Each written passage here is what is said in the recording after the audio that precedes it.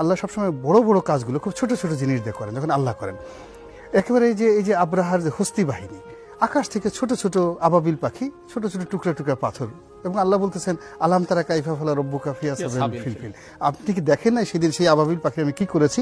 তো এখন এই যে আমাদের যে ছাত্ররা, এরা এই সমাজের নয়া আবাবিল পাখি, সত্যি নয়া আবাবিল পাখি আল্লাহ এদেরকে পাঠিয়েছেন। নচেত এই আবাবিল পাখির এত সাহস হলো কি করে?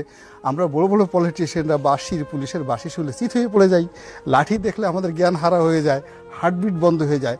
আর এই ছেলেরা খালি হাতে পুলিশের অস্ত্রের সামনে গিয়ে বলতেছিল যে আল্লাহ যখন হেদায়েতের দরজা বন্ধ করে দেয়, জানালা বন্ধ করে দেয়, তো সে কোনো কিছু দেখতে পারে না।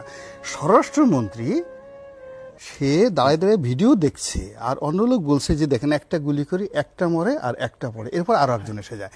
এখন এটা দেখে কেউ পালায় না। এই দৃশ্য দেখে দেখেন এরা মনে হয় ওরা ভিডিও সিনেমা দেখছে, এবং ওই যে সিনেমা দেখছে তাদের একটু ভয় নাই, লজ্জা নাই, অনুশোচনা নাই। এটা হলো ওদের হেদায়েতের রাস্তা বন্ধ, ওদের অন্তরে সিল মেরে দেওয়া হয়েছে। আর ওই যে যারা একটা মরার পরে একটা সামনে চলে আসে, ওই যে আল্লাহ ওদের মধ্যে আবাবিল পাখির যে সাহসটা, সেই আবাবিল পাখি দিয়ে দিয়েছে।